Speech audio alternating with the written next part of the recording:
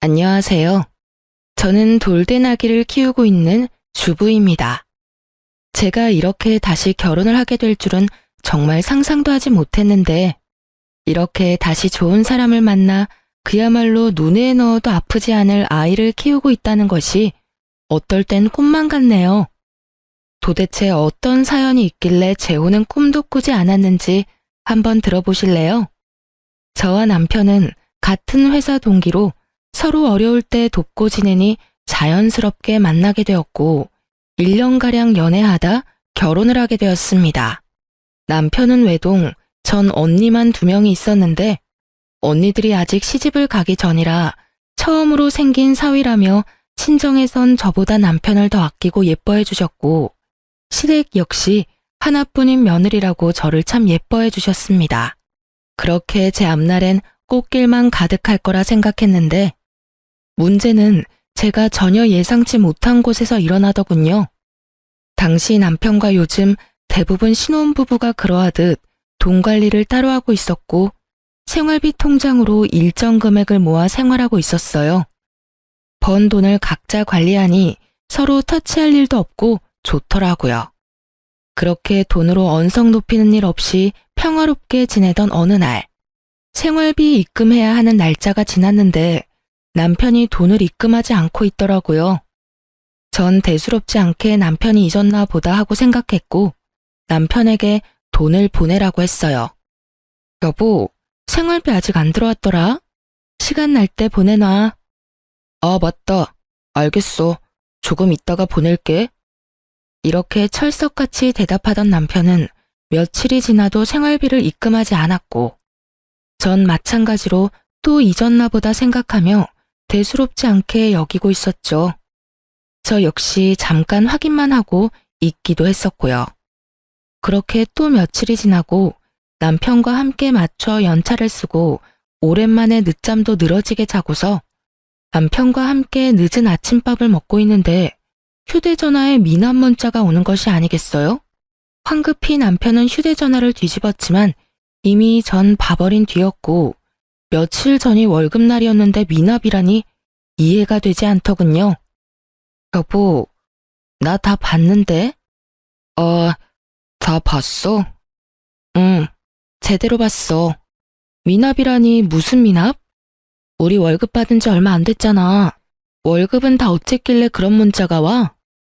저의 직설적인 물음에 우물쭈물 애꿎은 입술만 잘근잘근 씹어대던 남편은 이내 저에게 모든 사실을 털어놓더군요. 그게 사실은 부모님이 힘들다고 하셔서 도와드렸어. 뭐? 얼마나 힘드시길래, 아니, 그래서 얼마를 드렸길래 미납까지 됐어?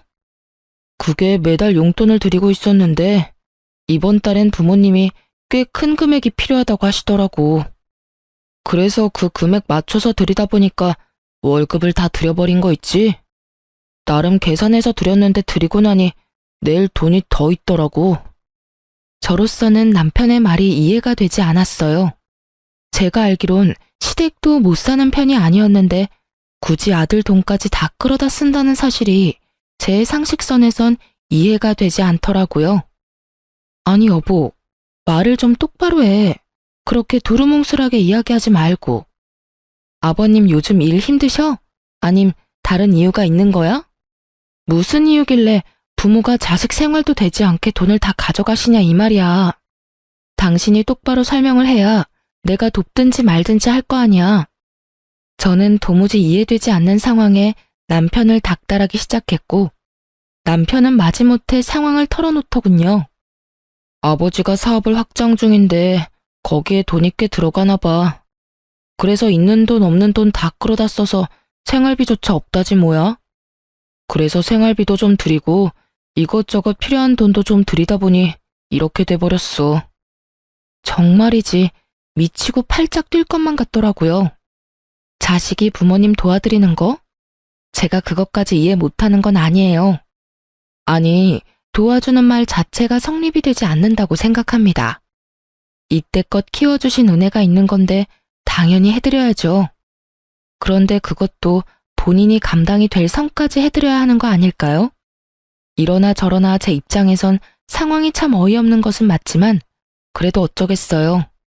큰 금액도 아닌 돈 때문에 남편을 신불자로 만들 순 없었기에 전 남편에게 돈을 주며 미납금부터 빨리 갚으라고 하며 앞으로 어떻게 할 것인지 물어봤어요. 돈 입금했으니까 그 미납금부터 얼른 갚아. 고마워, 여보. 정말 진짜 고마워. 이번이 마지막이야. 알겠지? 알겠어. 앞으로 이런 일 없도록 할게. 그래. 말이 나왔으니까 하는 말인데 앞으로 어떻게 할 예정이야? 계획은 있으시대? 이미 벌인 사업 어쩌시겠어. 계속 진행하실 모양이더라고. 그래서 말인데 당신만 허락하면 앞으로도 계속 금전적인 도움은 좀 드리고 싶어. 이번처럼 아무 생각 없이 돕는다는 게 아니라 내 능력 되는 선에서 말이야. 솔직하게 말하자면 어이가 없긴 했지만 전 알겠다고 대답했어요. 그 찰나의 순간 만약에, 아주 만약에 저희 부모님이 지금 시댁과 같은 상황에 닥치게 된다면 저 역시 남편처럼 부모님을 외면할 순 없겠다라는 생각이 들어서였죠. 그렇게 생각하니 한결 마음이 유해졌고 전 좀 더 남편을 이해해 보기로 했어요. 그래, 당신이 감당할 수 있는 선에서 신용에 문제 없을 정도로 도와드려. 그리고 생활비는 한동안 내가 감당할 테니까 생활비는 신경 쓰지 말고 당신이 훗날 후회되지 않게 부모님께 잘해. 여보, 정말 고마워. 난 사실 당신이 이렇게까지 날 이해해 줄 거라곤 생각도 못했어. 앞으로 내가 당신한테 정말 잘할게.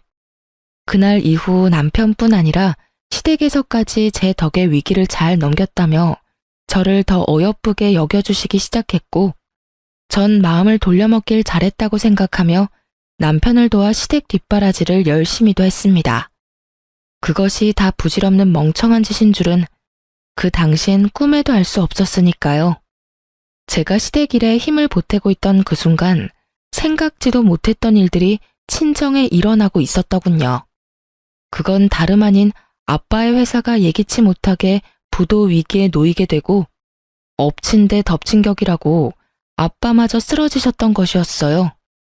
다행히 쓰러진 아빠를 일찍 발견해 급하게 수술에 들어가게 되었고 천만다행으로 수술은 잘 되었지만 친정 식구들에겐 수술비가 걱정이었죠. 부도를 막느라 언니들이 모은 돈과 언니들의 집까지 쏘아부었던 터라 수술비를 마련하긴 힘든 상황이었던 것이었어요. 시집을 간 저에게까지 손을 빌리고 싶지 않았던 부모님은 이 모든 사실을 비밀로 하고 있었고 아무리 노력해도 돈을 구할 수 없었던 첫째 언니는 결국 저에게 전화를 걸어 모든 사실을 털어놓게 되었던 거죠. 언니, 목소리가 왜 이렇게 안 좋아? 무슨 일 있어? 그게 말이야. 사실은 아빠가 쓰러지셔서 수술을 했는데 입이 안 떨어진다 정말. 뭐? 아빠가 쓰러지셨다고? 언제? 왜 나한테 말 안 했어? 그래서 수술은 어떻게 됐는데? 잘 안 됐어? 아빠 위독하셔? 아니, 수술은 잘 됐는데 수술비가 없어. 사실은 아빠 회사가 힘들어서 나나 둘째나 모은 돈이고 집이고 팔아서 아빠 보태드렸거든. 그래서 부도는 겨우 막았는데 수술비를 낼 돈이... 그런 이야기를 왜 이제서야 말해? 내가 정말 못 살아. 우린 너 시집도 갔고 이제 너도 네 가정이 있는 건데 괜히 이런 일까지 신경 쓰게 하고 싶지 않아서 그랬지. 그런 말이 어디 있어? 시집 가면 가족이었던 사람이 가족이 아닌 게 돼? 일단 수술비는 내가 당연히 마련할 테니까 수술비 걱정은 하지도 말고 있어. 앞으로 이런 일 있으면 바로 연락하고. 그래, 고맙다. 우리 막둥이가 언제 커서 이렇게 든든해졌나 몰라. 나 옛날에 다 커서 시집도 왔거든? 그러니까 언니도 걱정하지 말고 좀 잠이나 좀 자. 보나마나 잠도 한숨 못 잤을 텐데 내일은 내가 가볼게. 그래, 덕분에 오늘은 발 뻗고 푹 잘 수 있겠다. 그럼 내일 봐. 언니와의 통화를 끝낸 저는 가족들이 막막했을 생각을 하니 눈물이 다 나려고 하더군요. 시댁을 신경 쓰느라 친정에 무심했던 제가 한심하기도 했고요. 이런저런 생각들로 눈물이 고이려는 그때 옆에서 모든 말을 듣고 있던 남편이 다짜고짜 저를 붙잡고 화를 내기 시작했어요. 왜 그 돈을 당신이 내? 뭐? 순간이지만 전 제 두 귀를 의심했어요. 나서서 수술비를 내자고 해도 모자랄 판국에 아빠 이야기는 단 한마디도 묻지 않고 그 돈을 왜 내냐고 화를 낸다뇨. 수술비가 한두 푼이야? 적어도 몇백은 좋긴 넘을 텐데. 우리가 지금 그런 돈이 어디 있어. 당신 지금 고작 몇백이 아까워서 이러는 거야? 당신도 방금 옆에서 다 들었잖아. 지금 우리 친정 상황이 어떤지. 있으면 좋은 돈이 아니라 있어야만 하는 돈이라는 거 다 알면서 지금 그런 말이 나와? 알지, 아는데 당신도 잘 알잖아. 지금 우리 부모님도 자금난에 허덕여서 우리가 보탬이 돼야 하는데 장인어른 수술비까지 들이면 어떻게 해? 차라리 그 돈으로 우리 부모님을 도와주면 더 좋잖아. 이 무슨 정신 나간 소리인지 모르겠더라고요. 남편 놈은 지금 자신의 입으로 얼마나 미친 소리를 해대는지 모르는 듯 잔뜩 찌푸린 미간이 참도 당당하더군요. 당신 말 잘했다. 당신 부모님 힘들다고 당신이 한동안 돕는다고 했을 때 나 사실 어이없기는 했지만 군말 없이 그러라고 했어. 당신 부담스러울까봐 우리 집 생활비는 내가 다 부담하기도 했고 그게 1년이야 1년. 그 시간 동안 난 당신하고 당신 집을 위해서 내 나름대로 보탬이 되려고 최선을 다했는데 당신은 지금 뭐야? 차라리 그 돈으로 당신 부모님이나 돕자고? 지금 그걸 말이라고 해? 우리 아빠 수술비가 없다는데 당신 설마 우리 아빠한테 주는 돈이 아까워서 이러는 거야? 당신 그 정도로 최악인 남자였어? 아니, 아깝기는. 우리 집엔 자식이 나 하나뿐이라서 어쩔 수 없이 내가 도와야 했지만 당신 집은 아니잖아. 처형이 2명이나 있는데 왜 당신까지 나서서 도와야 하냐 이 말이지. 그것도 우리 집도 어려운 이럴 때 말이야. 전 더 이상 남편과 대화라는 걸 나눌 필요성을 느끼지 못하겠더라고요. 언니들은 자신의 집까지 팔아서 집안의 보탬이 되었다고 말하며 설득할 힘도 없었고요. 아, 다 됐고 당신이 당신 돈으로 시댁 도왔듯이 나도 내가 모은 돈으로 아빠 수술비 드릴 테니까 상관하지 마. 그게 왜 당신 돈이야? 그건 부부 돈이지. 정신 차려. 그게 왜 부부 돈이야? 그건 엄연히 내가 벌어서 나 혼자 모은 내 돈이야. 이런 말 하는 거 치사해서 하기 싫었는데 당신이 당신 돈으로 뭘 하든 당신한테 아무 말 안 했으니까 당신도 내 돈으로 이래라 저래라 입대지 마. 신경도 쓰지 말라고. 알겠어? 제 말에 남편은 입을 꾹 다물고 저를 노려보더라고요.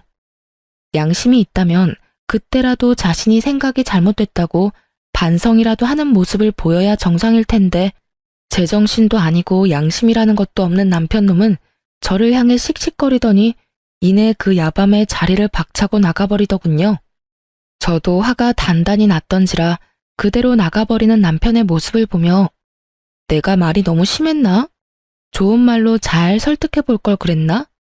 이딴 생각들은 전혀 들지 않았고 오히려 시원하게 욕 한마디 못해준 것이 후회스럽기까지 하더군요. 그렇게 저는 저대로 남편에 대한 섭섭함으로 씩씩거리고 있는데 시댁에서 전화가 오더군요. 그 야밤에 어딜 갔나 했더니 우리 부모님 노래를 부르던 남편놈은 시댁으로 가 모든 사실을 다 잃은 듯 했어요. 당장 시댁으로 오라는 시모의 목소리가 날카로웠거든요. 전 망설임 없이 시댁으로 향했고 시댁에 들어서니 남편놈은 방으로 쏙 들어가더니 나오지 않더군요. 시부는 언짢다는 듯 팔짱을 끼고 앉아 있었고 시모는 가타부타 묻지도 따지지도 않고 화를 내기 시작하더군요. 네가 제정신이니? 출가 외인인 네가 왜 친정일에 끼어드는 거야? 그것도 다른 일도 아닌 돈 드는 일에. 원래가 그렇다. 시집간 딸은 친정일에 함부로 나서서 돕고 그러는 거 아니다. 이 말도 기가 막히는데 그 뒤를 잇는 말들은 그야말로 한 편의 막장 드라마를 연상케 하더라고요. 네 언니들도 있으니 언니들이 알아서 할 게다. 사돈 처녀들 능력 좋은데 왜 굳이 너까지 나서니? 그러니까 친정에 돈 줄 생각은 하지도 마. 우린 절대 반대야. 그 돈이 어떤 돈인데 친정을 주긴 줘? 생각이 없어도 어쩜 저리도 없는지. 생각이 없는 사람이 누구인데 저딴 말을 하는 것인지. 하고픈 말은 많았지만 그래도 어른이니 막말을 할 순 없는 노릇이었고 그저 전 제 뜻을 확고하게 전하기로 했죠. 어머님, 그렇게는 못합니다. 전 이미 수술비 드리기로 마음 먹었고 제 돈으로 제 친정에 드리는 돈이니 어머님도 제 뜻 존중해 주셨으면 좋겠어요. 제 말을 들은 시모는 남편과 짠 것인지 남편놈과 똑같은 말을 하더라고요. 그게 어떻게 네 돈이니? 네가 시집와서 우리 가족이 된 후에 번 돈이니 우리 아들 돈이자 시댁 돈이지. 그런 논리라면 그이가 지금 버는 돈뿐만 아니라 아버님 사업으로 벌어들이는 수입까지 다 제 돈도 된다는 말인데 앞으로는 이 돈 저 돈 할 필요 없이 막 끌어다 써도 되겠네요? 그렇죠, 어머님? 그런 뜻 맞죠? 개떡 같은 논리를 펼치는 시모에게 저 역시 찰떡 같은 논리로 맞대응해 주었고 시모는 누구보다 빨리 선을 딱 그어버리더군요. 어머, 넌 말을 참 이상하게 한다. 그건 아니지. 내 아들이 번 돈은 내 아들 돈, 우리 남편이 번 돈은 우리 집 돈이지. 저는 말 그대로 할 말을 잃었고 저의 그런 모습을 긍정으로 알아들은 시모는 더욱 경악스러운 말을 내뱉기 시작하더라고요. 그런데 얘, 사돈 어른은 보험은 드셨다니? 사망보험 말이다. 뭐 그런 보험은 재수 없다고 안 드는 사람들도 많다던데 혹시 너희 친정도 그런 건 아니지? 만약에 사돈 어른 돌아가시면 그 보험금은 누가 타는 걸로 해뒀어? 네 앞으로 떨어지는 게 있긴 해? 돈에 미쳐버린 사람도 아니고 저리 인간 같지도 않은 말을 해대는 것인지 도무지 이해도 용납도 되지 않더군요. 시모의 말을 듣고만 있던 저는 그대로 눈이 돌아버렸고 자리를 박차고 일어나 고래고래 소리를 질러댔어요. 어머님, 제정신이세요? 어떻게 그런 말을 할 수가 있어요? 어머 깜짝이야. 내가 무슨 말을 했다고 이렇게 화를 내니? 버젓이 수술 잘 끝내고 회복하고 있는 사람한테 사망보험금이라뇨? 저한테 떨어지는 돈은 왜 궁금하신데요? 그게 정상적인 사고를 가진 사람이 할 말이에요? 저의 고함에 시모는 너무 놀란 나머지 꿀먹은 벙어리가 되었고 이때껏 방에 숨어 콧배기도 보이지 않던 남편놈이 뛰어나와 저에게 화를 내기 시작하더군요. 너 미쳤어? 누구한테 소리를 질러 지르기는. 이게 뭐 하는 짓이야? 내가 가만히 있게 생겼어? 멀쩡하게 잘 살아있는 사람 사망보험금이 어쩌고 저쩌고 저째? 그런 말을 듣고 가만히 있는 사람이 어디 있어? 뭐 그거 가지고 그래. 죽으라고 고사를 지낸 것도 아니고. 궁금하시면 물어보실 수도 있지. 나도 궁금하다. 그래서 장인어른은 사망보험금은 드셨대? 드셨지? 이때 제 기분이 어땠는 줄 아세요? 하하하, 딱 웃음이 나더라고요. 미쳐버린 인간들 사이에서 있으니 실성을 해버릴 것만 같아서요. 전 눈을 반짝이며 물어오는 남편의 면상을 그대로 주먹으로 때려버렸고 저에게 제대로 한 방 먹은 남편놈과 시모는 저에게 득달같이 달려들어 화를 내더군요. 당신 지금 나 때린 거야? 그것도 주먹으로? 이게 무슨 짓이야? 너 미쳤니? 네가 감히 내 아들을 때려? 야, 발로 확 걷어차서 남자 구실 못하게 만들려다가 많이 참고 참아서 주먹으로 끝낸 줄 알아. 그리고 어머님, 제가 이런 말까지 듣고도 가만히 있을 거라 생각했어요? 멀쩡히 잘 살아있는 내 부모 목숨 가지고 함부로 말하는 인간, 뺨 한 대 정도는 때려줘야죠. 생각 같아선 어머님 역시 가만두고 싶지 않은데 그래도 어른이라 참고 또 참는 거니 괜히 건드리지 마세요. 전 그대로 시댁을 빠져나와 집으로 돌아왔고 이혼밖에 답이 없다는 결론을 내렸어요. 사연을 들어보니 다른 분들은 휴대전화의 녹음 기능을 알차게도 잘 사용하던데 전 왜 조금 전 그 모든 경악스러운 상황들을 놓쳐버렸는지 한스럽기까지 하더군요. 언제까지 한탄만 할 수도 없는 노릇이었던 전 이제라도 모든 상황을 녹음하기로 했고 저의 예상대로 뒤이어 집으로 돌아온 남편은 저를 향해 막말을 쏟아내기 시작하더군요. 이런 미친 게 어디서 감히 남편을 때려? 너 이거 내가 경찰에 신고하면 너 깜빵에 갈 수도 있는데 내가 그간의 정을 생각해서 참는 거야. 알겠어? 어차피 오늘 내일 하는 노인네 사망보험금 들었냐고 묻는 게 뭐 큰 잘못이라고? 시어머니한테 화를 내지를 않나? 남편을 때리지를 않나? 내 살다 너같이 기센 년은 보다 처음 본다. 그리고 내가 나 혼자 잘 먹고 잘 살자고 그런 말 했어? 말이야 바른 말이라고. 사망보험금 나오면 너도 욕심날 거 아니야. 그 돈이 적은 돈도 아닐 테고 적어도 억 단위는 될 텐데 그 돈이면 우리 집 사업도 무리 없이 진행될 테고 그러면 나만 좋아? 우리 모두 좋은 일이라고 그게. 이 뒤론 헛소리와 함께 입에 담지도 못할 욕들이 쏟아져 나오더군요. 전 말 같지도 않은 말에 아무런 대꾸도 하지 않았고 그렇게 한참을 쏟아내던 남편은 짐까지 싸서 집을 나가버렸습니다. 저와의 사이가 손 쓸 수도 없이 나빠진 남편놈이 나가서 할 짓이라곤 뻔했고 전 날이 밝자마자 남편에게 사람을 붙였어요. 역시는 역시더군요. 아직 이혼하자는 말조차도 나오지 않았는데 남편놈은 유흥업소를 제 집 드나들듯 출석 도장을 찍으며 온갖 더럽고 추잡한 짓은 다 하고 돌아다녔고 전 끝까지 제 믿음을 저버리지 않은 남편놈 덕에 수월하게 이혼을 준비할 수 있었죠. 그렇게 차근히 이혼을 준비하는데 시모가 집으로 찾아왔더라고요. 당시 남편 꼴도 보기 싫고 이혼도 준비했어야 했기에 회사 측에 양해를 구하고 휴직 중이었고 제가 집에서 쉬고 있다는 소식을 전해들은 시모가 아침 일찍부터 저에게 따지려고 들이닥쳤던 것이었어요. 무슨 일이세요? 저는 딱히 할 말이 없는데요.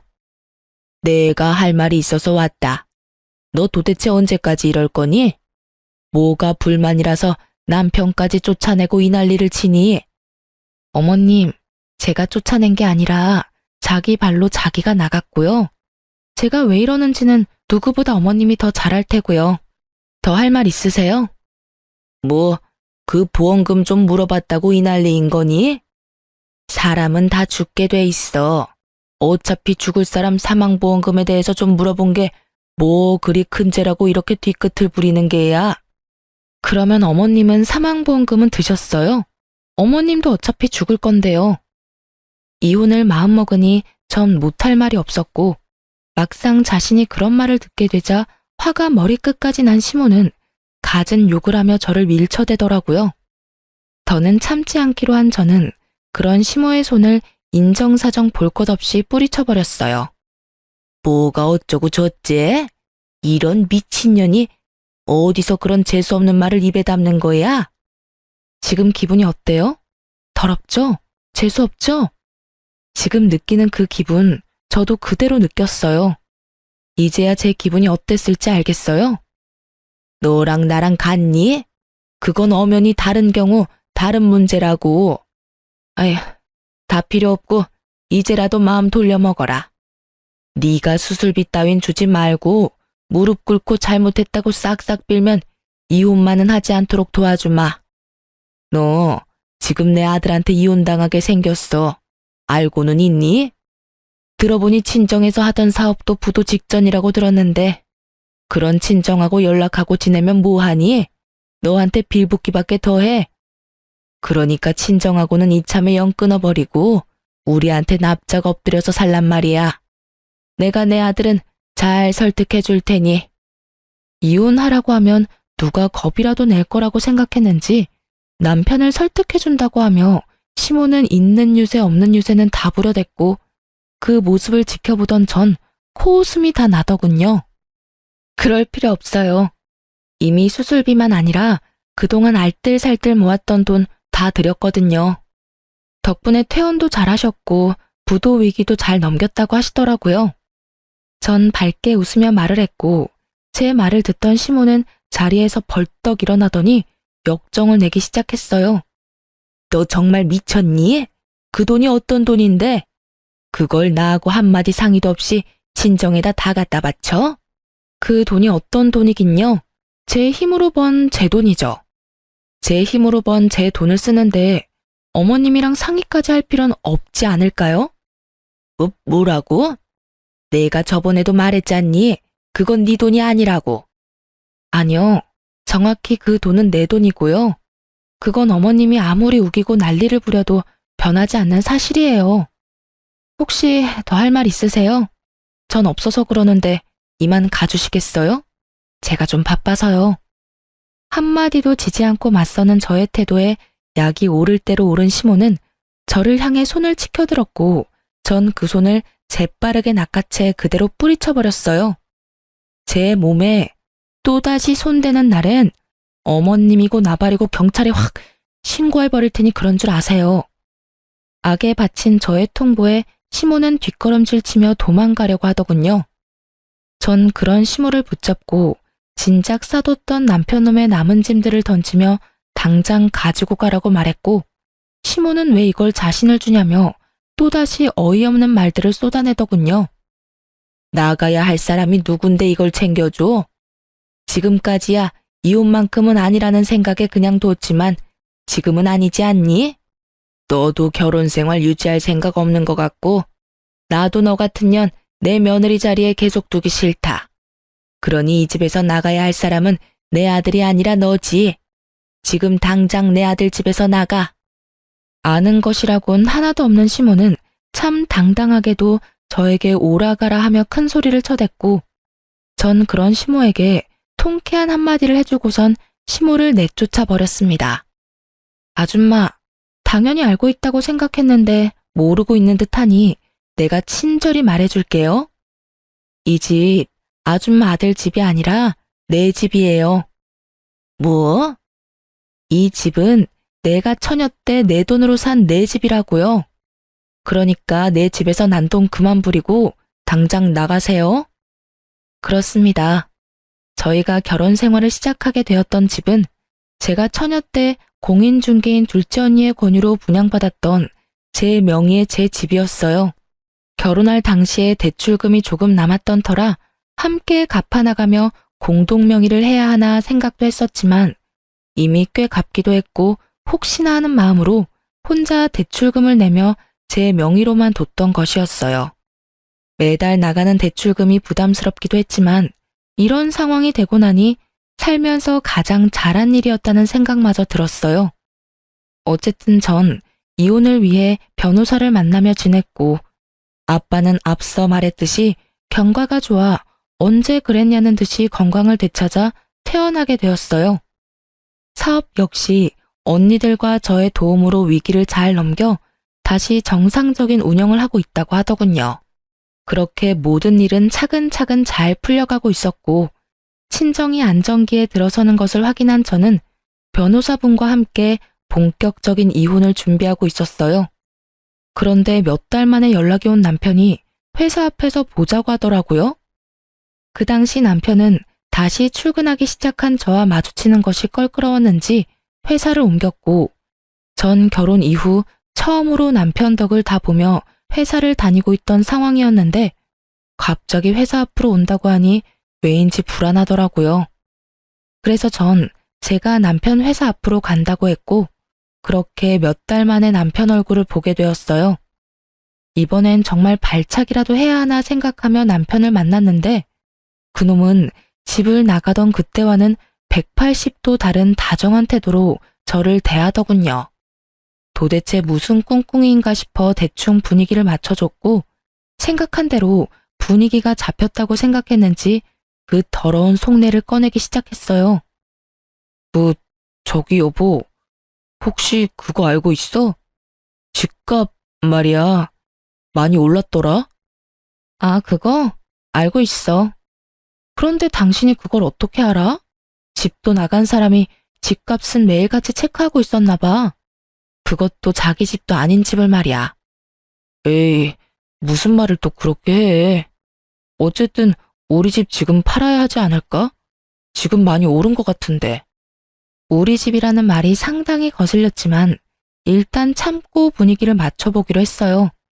그쯤 되니 그 뒤로 나올 말이 궁금해서 미칠 지경이었거든요. 그렇지 않아도 겸사겸사 해서 내놨어.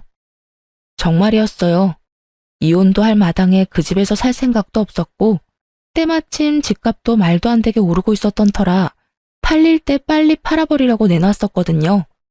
왜 그런 중요한 일을 나한테 안 알린 거야? 왜라니? 화난다고 집 나가버려서 이날 이때까지 연락 한 통 없이 안 들어온 사람이 누군데? 그런 사람한테 내가 굳이 연락해서 알릴 필요가 있다고 생각하는 거야? 아니, 다 때려치우고 당신이 나한테 지금 따질 입장이나 된다고 생각하는 거야? 따지는 게 아니라 물어보는 거지. 묻지도 마. 어차피 그 집 당신 집 아니고 내 돈으로 산 내 집인데 당신이 무슨 권리로 궁금해해? 관심 꺼주라 제발. 싸움의 시작부터 끝까지 그 무슨 도돌이표 같은 상황과 대화인지 남편놈은 제 말에 화가 난 듯해 보였지만 애써 그 화를 누르며 가짠치도 않은 연기를 펼치기 시작하더군요.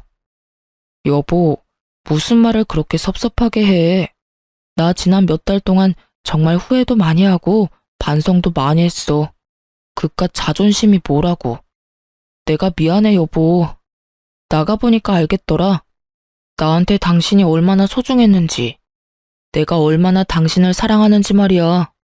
나 당신 없이는 못 살아. 내가 이렇게 빌 테니까 나 한 번만 용서해줘. 바로 어제도 밤새도록 업소에서 술 처마신 것을 뻔히 다 알고 있는데 입술에 침 한 번 바르지 않고 거짓말을 하는 꼴을 보고 있자니 구역질이 다 올라오려고 했어요. 남편은 잡을 분위기는 다 잡았는지 제 손을 꽉 잡으며 드디어 기다리고 기다리던 말을 꺼내기 시작했어요. 여보, 그러지 말고 우리 다시 잘 살아보자, 응? 사실 요즘 나 조금 힘들어. 당신도 알고 있지? 우리 집 좀 힘들었던 거. 좀 나아진다 싶더니 요즘 또 많이 힘든 것 같더라고. 그래서 말인데 그 집 팔고 나면 그 돈 우리 부모님께 드리고 우린 새 출발한다고 생각하고 우리 부모님 댁에 들어가서 사는 건 어때? 부모님께 잘 말씀드렸더니 흔쾌히 알겠다고 해주시더라고. 엄마도 걱정하지 마. 지난 날은 다 잊고 잘 지내보자고 하시더라. 그놈의 돈이 뭔지 결국 또 돈 이야기더군요. 돈을 싸들고 와서 다시 살자고 해도 받아줄까 말까 한데 돈을 내놓고 시댁으로 합가까지 하자니 더는 입씨름할 가치도 없었고 전 모든 말을 다 무시하고 준비해왔던 이혼 서류를 내밀었어요. 이게 뭐야? 이혼? 지금 우리 이혼하자고? 그래, 제정신은 아닌 것 같은데 글자는 잘 읽네. 보시다시피 이혼 서류야. 우리 이혼하자. 이혼은 무슨 이혼이야. 우리가 왜 이혼해? 난 당신이랑 절대로 이혼 못해. 우리가 이혼할 이유가 없잖아. 이혼할 이유가 이렇게나 많은데 이혼할 이유가 없다고? 내가 너 집 나가서 무슨 짓 하고 돌아다녔는지 다 알고 있어. 그동안 몰라서 가만히 있었는지 아니? 내가 뭘 어떻게 하고 다녔다고 이 난리야. 난 말이야, 맹세코 집, 회사 집 이렇게 일만 하면서 살았다고. 그런 내가 왜 무슨 이유로 이혼을 해야 하냐 이 말이야. 역정을 내며 이유를 들먹이는 남편에게 전 그간 모았던 사진들을 건넸고 사진을 건네받은 남편이 바들바들 떨며 되지도 않는 변명을 늘어놓는 순간 전 바로 다음 증거를 준비했어요. 아니 이건 남자들이 회사 생활하다 보면 어쩔 수 없이 가야만 하는 그런 거야. 그래, 접대. 접대를 잘해야 앞날이 평탄한 거 당신도 잘 알잖아. 내가 가고 싶어서 간 게 절대로 아니고 어쩔 수 없이, 정말 어쩔 수 없이 질질 끌려간 거라고. 어쩔 수 없이? 접대? 넌 접대하는 인간이 매일 밤마다 혼자서 세상을 다 가진 미소로 이딴 데나 들락날락하냐? 네가 접대하는 상대가 투명인간이라도 되나 봐. 그건 말이야. 그래, 먼저 들어가 계셨어. 그래서 나도 뒤따라 혼자 들어갔던 거고. 그러니까 내 말은 당신이 지금 아주 크나큰 오해를 하고 있단 이 말이지. 그래, 오해라 치고. 이거 좀 들어볼래? 이것도 충분한 이혼 사유가 되고도 남는다고 하더라고. 남편의 말이 끝남과 동시에 전 다음 증거인 시모가 저에게 온갖 욕을 하는 녹음 파일을 스피커폰으로 틀어버렸고 그 날카롭고도 상스러운 심호의 욕설들이 가게 안을 가득 채우며 울리기 시작했어요. 가게 안 사람들의 반응은 단연 뜨거웠고 특히 기혼 여성들의 반응은 말로 할 수 없을 만큼 뜨겁더라고요. 상황이 그렇게 되자 남편은 제 휴대전화를 바닥에 내팽개치더니 발로 짓밟으며 소리를 고래고래 질러대더군요. 이게 무슨 짓이야? 너 미쳤어? 미쳤지? 이딴 걸 왜 녹음해놔? 왜 녹음했겠어? 너랑 이혼하려고 했지. 직접 들어보니까 어때? 네가 생각해도 이건 아니다 싶지? 아무리 화가 났다고 한들 어떻게 며느리한테 이런 욕까지 하냐? 대단하다 대단해. 뭐 그 덕분에 내 이혼은 한결 수월해지긴 했지만. 닥치지 못해? 이거 다 모함이야. 난 너하고 이혼할 생각도 없고 내가 이혼할 생각이 없는 한 너 역시 이혼은 꿈도 꾸지 않는 것이 좋을 거야. 지금 네 앞으로 생긴 돈이 얼만데 내가 미쳤다고 이혼하겠어? 말 그대로 남편이 눈이 돌아 미쳐 날뛰는데 순간적으로 무섭기까지 하더군요. 주변의 시선도 곱진 않았고요. 야, 정신 차려. 여기가 어딘지 잊었어?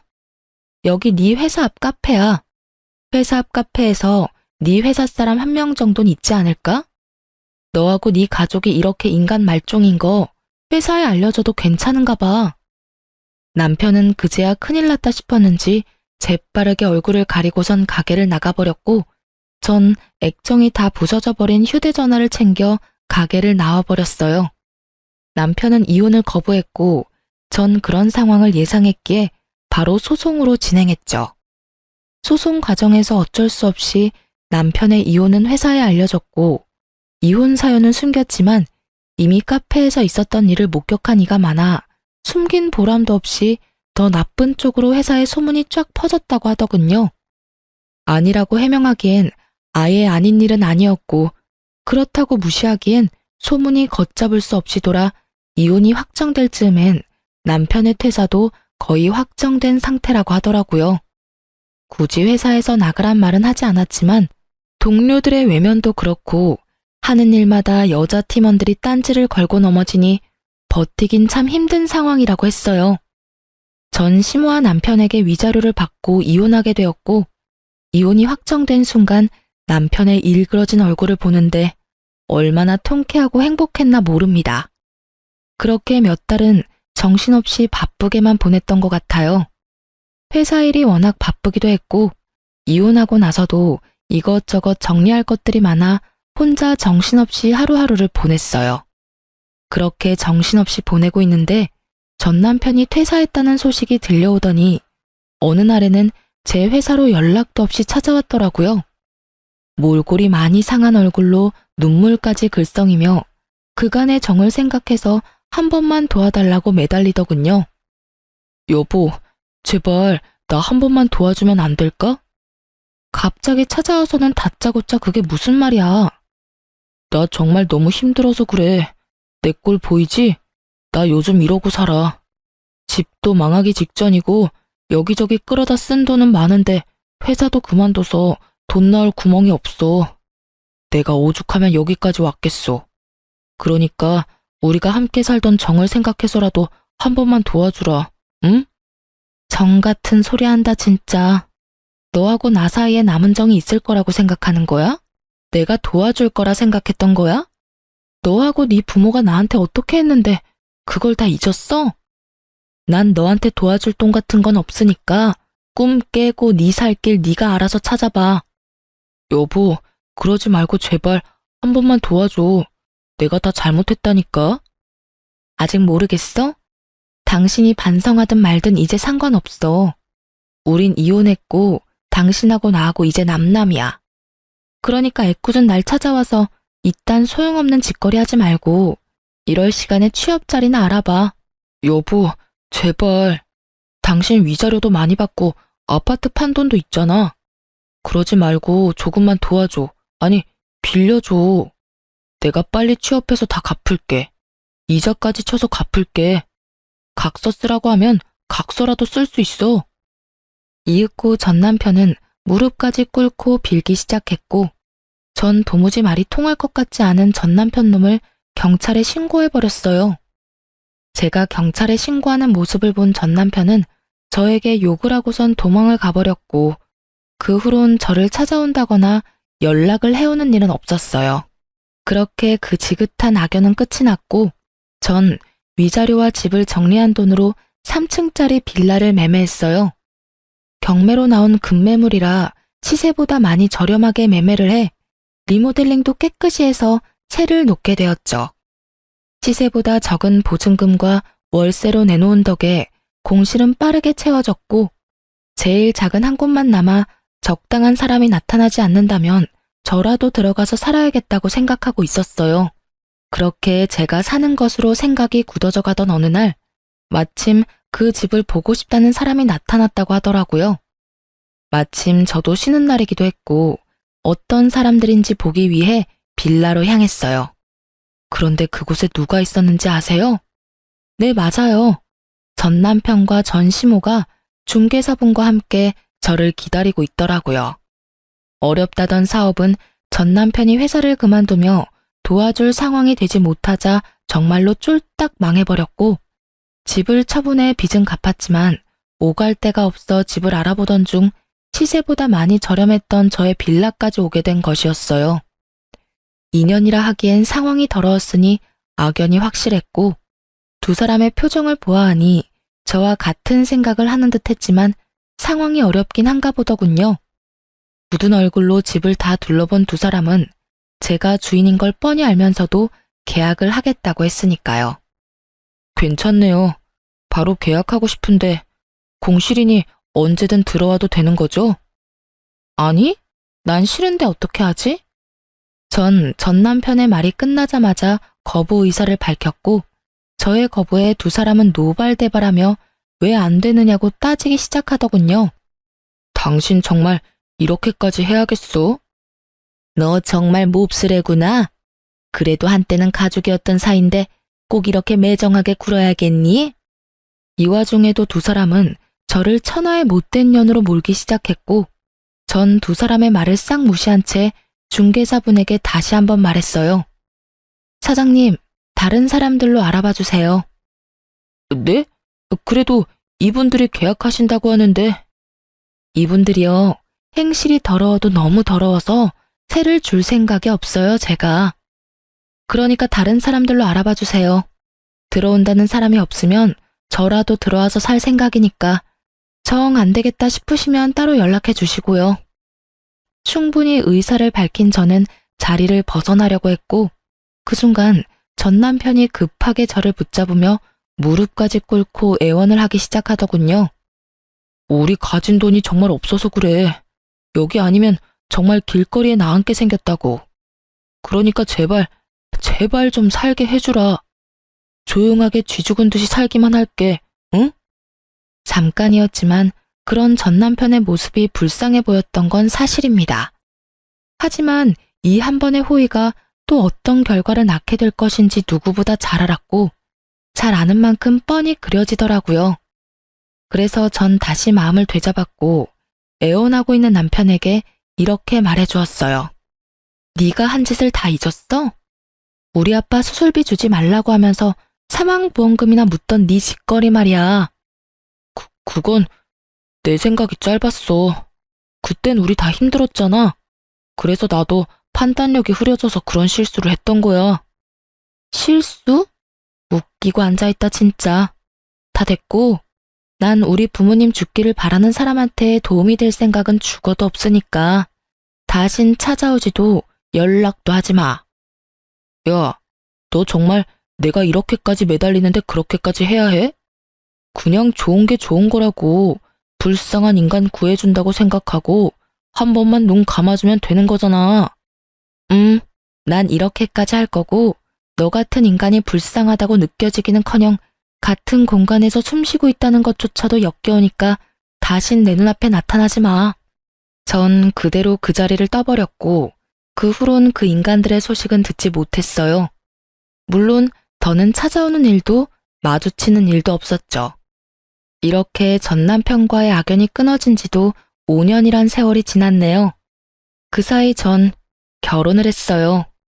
다시 재혼을 마음먹기까지 고민도 많이 하고 도망치기도 했었는데 그런 저를 끝까지 기다려주며 한결같은 마음을 쏟아준 멋진 남자와 결혼해 잘 살고 있습니다. 현재는 회사를 그만두고 처음 말씀드렸다시피 돌된 아들을 키우고 있어요. 저의 남편은 회사 동료였는데 제가 누구와 결혼했었는지, 왜 이혼하게 되었는지 누구보다 잘 알고 있던 남편이 처음 저에게 고백해올 때 얼마나 당황했는지 모릅니다. 처음엔 당연히 거부했었어요. 부담스럽기도 했고 남자가 지긋지긋하기도 했었거든요. 하지만 남편은 그런 저에게 한결같은 모습을 보여주며 제 마음의 문을 두드렸고 자신보다 저를 더 아끼는 남편의 모습에 결국 마음을 열게 되어 결혼까지 하게 되었어요. 제 인생의 결혼은 2번 다신 없을 거라고 생각했는데 이렇게 아들까지 키우고 있는 걸 보니 정말 사람 일은 모르는 일이다 싶어요. 몰상식의 끝을 달렸던 전 시댁과는 달리 현재 저의 시부모님들은 재산이 많진 않지만 작은 것이라도 나눠주시려고 안달인 분들이세요. 좋은 거, 귀한 거 있으면 어떻게 해서든 제 입에 넣어주려고 하시는데 제가 참 복이 많은 사람이라는 생각이 다 들더라고요. 베풀어 주시니 그만큼 저 역시 베풀게 되고 마음 써주는 것이 느껴지니 더욱 잘할 수밖에 없더군요. 굳이 노력하지 않아도 자연스럽게 행동과 마음이 그렇게 되는 거 있죠? 어떨 땐 친정보다 시댁에서 지내는 것이 더 편하게 느껴지니 말 다 한 거 아니겠어요? 하여튼 요즘엔 이보다 더 행복할 수 없다는 생각이 다 들 정도로 행복하게 잘 살아가고 있어요. 남은 제 앞날에도 행복하길 다들 응원해 주실 거죠? 길었던 제 사연은 이로써 끝이 났습니다. 긴 이야기 들어주셔서 감사하고 모두 행복하세요.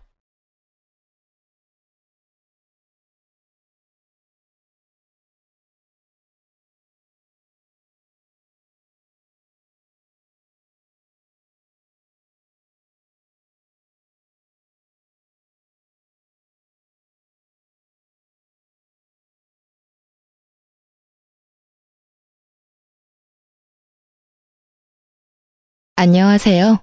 오늘 제 이혼 이야기를 들려드리고 싶어 사연을 쓰게 되었는데요. 긴 이야기가 될 테니 거두절미하고 바로 시작해 볼게요.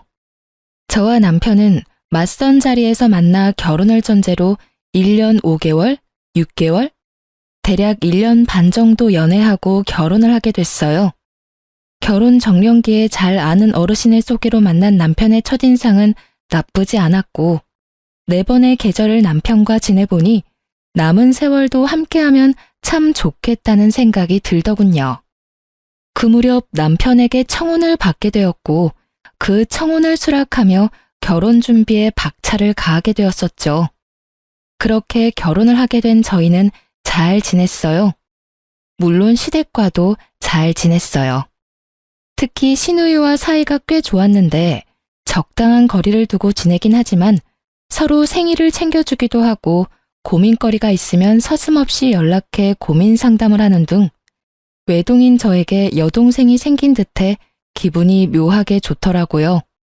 금전적인 부분에서도 부딪히는 일이 없었던 것이 저희 친정뿐 아니라 시댁까지도 사업을 하고 계셨는데 큰 문제 없이 운영되고 있었고 그렇기에 두 집안 다 그럭저럭 재력이 있는 편이라 생활이 비교적 여유로웠어요.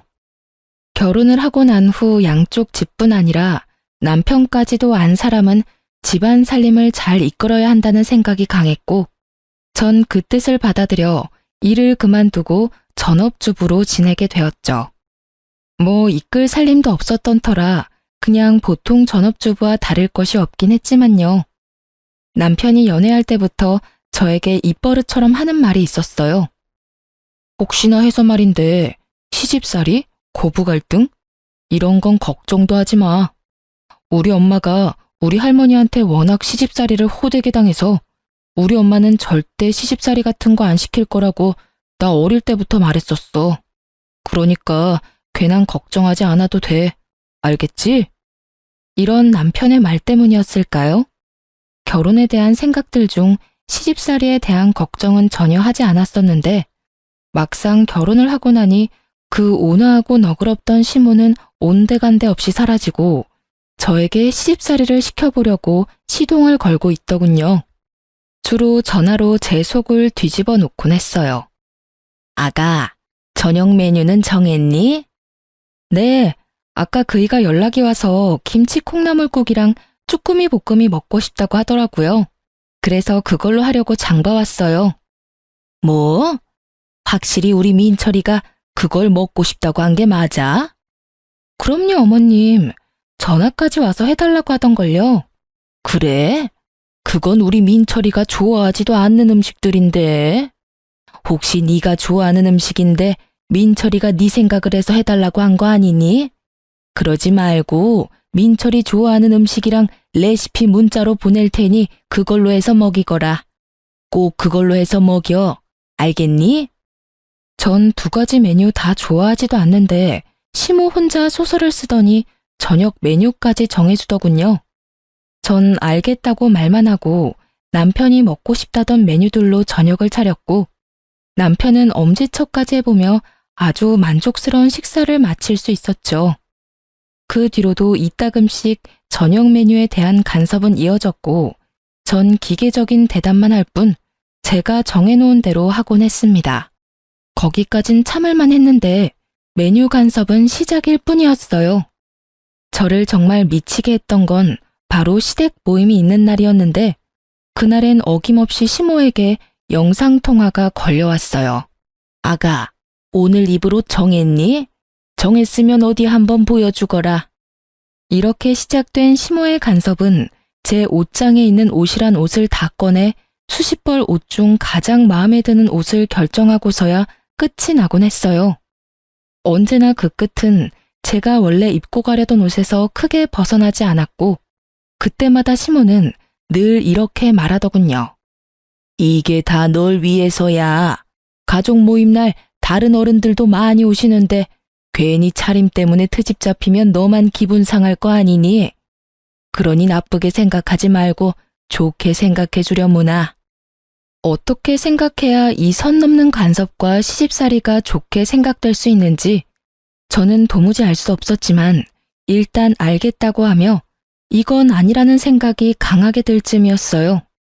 시모의 생일날이 되었고 이번 생일은 시댁에서 하게 되었다며 연락이 왔더군요. 언니, 이번 생신은 그냥 집에서 하기로 했어요.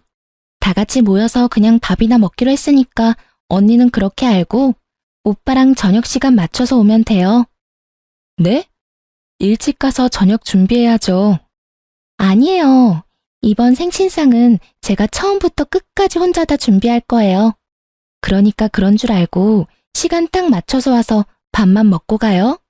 혹시나 일찍 오면 문도 안 열어줄 거니까 행여나 혹시나 일찍 올 생각은 하지도 마세요.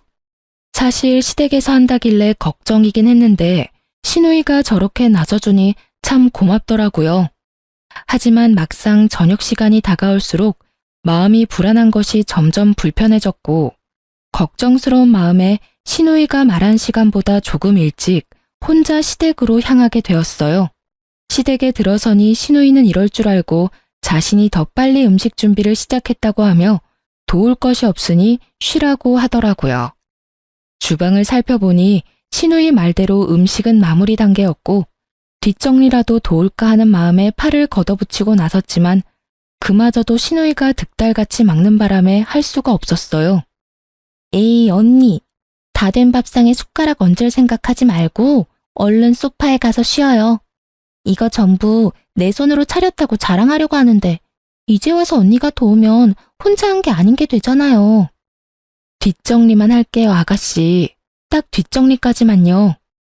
뒷정리든 앞정리든 혼자 다 할 거니까 나중에 상 차릴 때나 도와주세요. 이렇게 말한 아가씨는 저를 끌어다 소파에 강제적으로 앉혀버렸고 그렇게 전 감사하지만 마음은 불편한 휴식을 취하게 되었죠. 그렇게 몸은 소파에 귀는 주방에 둔 채 휴식 아닌 휴식을 취하고 있는데 외출해서 돌아온 시모가 집안 상황을 살피더니 저를 나무라기 시작하더군요. 아가, 아무리 요즘 시댁이 예전과는 다르다고 해도 이건 아니지. 어떻게 신우이는 주방에서 죽어라 일하고 며느리는 소파에서 편히 쉴 수가 있니? 이렇게 말하며 저를 혼내는데 이해가 되면서도 이렇게까지 화낼 일인가 싶은 오묘한 감정이 들어 말이 나오지 않더라고요. 또 제 입장에선 무어라 말을 꺼내는 것도 참 애매하기도 했고요. 그런 제 마음을 알았는지 시모의 소리를 들은 신우이가 손에 묻은 물도 제대로 닦지 않은 채 뛰어나오더라고요. 엄마 그만! 언니 혼내지 마. 언니는 같이 할 거라고 일찍 왔는데 내가 혼자 한다고 우겨서 언니도 벌서고 있는 중이었어. 그러니까 언니한테 뭐라고 할 것도 없어. 신우이는 있는 사실 그대로 말하며 제 편을 들어주었고 그쯤 했으면 시모도 이해하겠지 싶었는데 시모 생각은 그렇지 않은 것 같더라고요. 아니 아무리 그렇다고 한들 너 혼자 소파에 앉아서 편히 쉬는 게 말이나 되니? 난 정말 이해가 안 된다.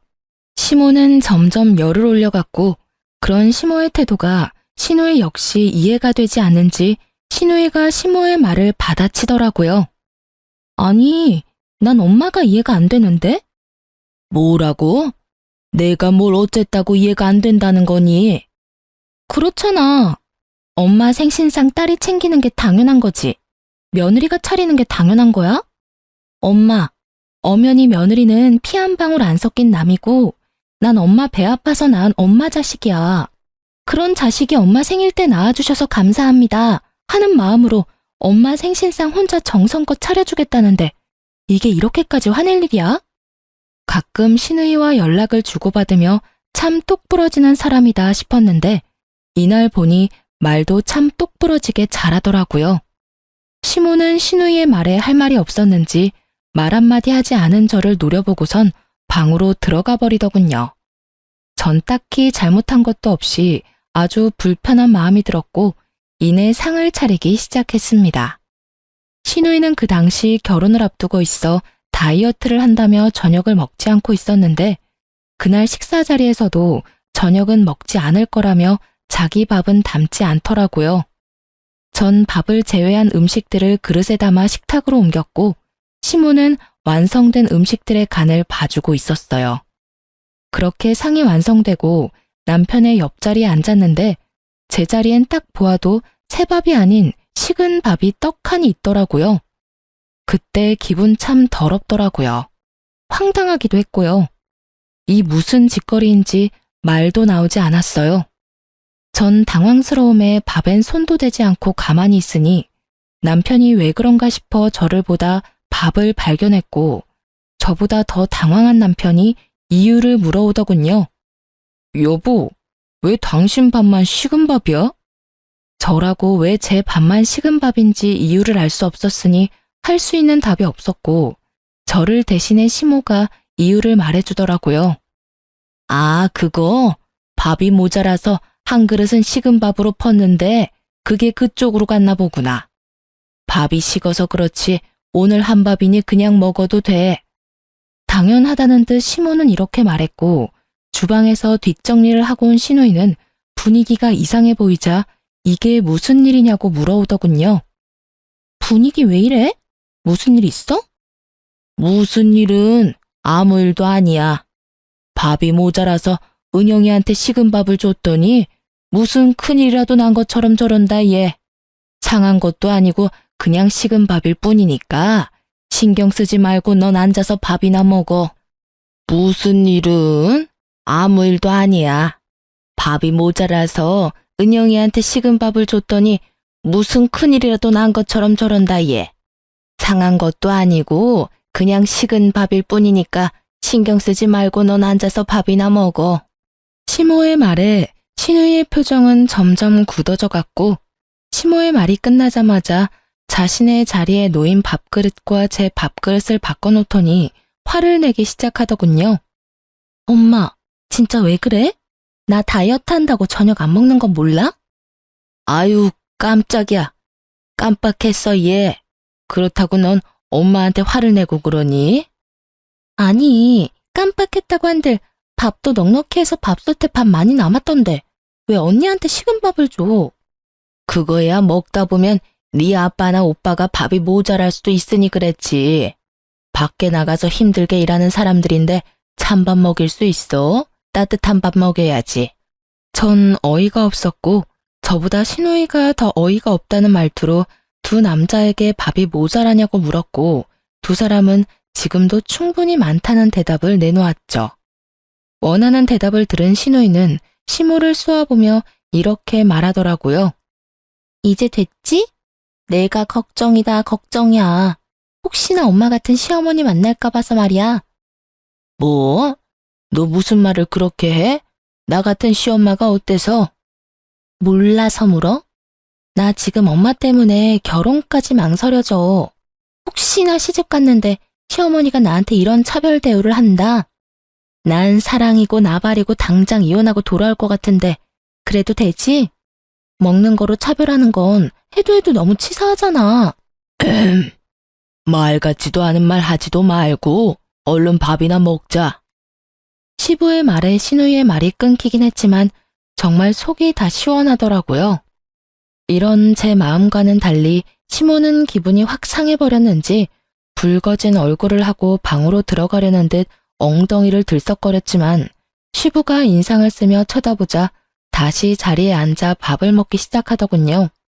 그렇게 아슬아슬하던 식사가 끝나고 일상으로 돌아왔지만 좋기만 했던 부부 사이는 나빠지고 있었어요. 남편은 시모의 생일날 식은 밥을 대하던 제 태도를 탓하고 들었고 저 역시 가만히 있진 않았거든요. 국가 식은 밥 좀 먹는 게 어떻다고 어머니 생일날 분위기를 그렇게까지 만들어야 했어? 뭐? 난 한마디도 하지 않고 거기 앉아서 그저 숨만 쉬고 있었는데 상황이 그렇게 된 걸 나한테 따지고 드는 거야? 기가 막혀서 정말. 아니, 애초에 그딴 행동을 한 어머님이 잘못된 거 아니야? 난 정말 이유를 알 수 없어서 물어보는 건데 어머님, 왜 나 미워해? 어머니가 당신을 왜 미워해? 그러면 좋아서 식은 밥을 줬다고? 어머님은 나한테 따뜻한 밥 한 공기 주는 것도 싫을 만큼 나 미워하고 있어. 그걸 아가씨도 알고 나도 알고 아버님도 알고 계시는 것 같던데 당신은 왜 몰라? 여보, 어머니가 당신이 미워서 그런 게 아니라 상황이 그래서 그랬던 것뿐이야. 당신도 들었잖아. 혹시나 아버지랑 내가 밥이 모자랄까봐 그렇게 하셨다고. 그러니까 괜한 오해는 하지 말자. 누가 봐도 시모가 저를 미워하는 것이 맞는데 그걸 남편은 괜한 오해라고 하며 좋게 설명을 하고 나서더군요. 하지만 그 말들은 제 귀에 들리지 않았고 남편의 하나마나한 설명들로 풀리기엔 이미 제 마음이 상할 대로 상해버린 뒤였습니다. 자신의 설명에도 제가 여전히 투명하게 굴자 남편은 저를 속 좁은 사람으로 몰아갔고 저흰 처음으로 큰 말다툼을 하게 되었죠. 그날 이후 부부관계는 점점 소원해지기 시작했고 저 역시 사건의 본질은 보지 않고 무조건 제 잘못으로 몰아가는 남편의 행동에 실망감이 점점 커져만 가고 있었어요. 그 와중에도 시모의 시집살이는 계속되고 있었고 저의 인내심의 한계를 넘어서는 일이 일어나고야 말았습니다. 그날은 시모가 함께 백화점 쇼핑도 가고 맛있는 것도 먹자고 저를 불러내더라고요. 갑작스러운 통보에 적당한 변명거리가 없었던 전 하는 수 없이 시모와 백화점으로 가게 되었고 그곳에서 시모는 작정이라도 한 사람처럼 저를 무슨 하녀 부리듯 부려먹기 시작하더군요.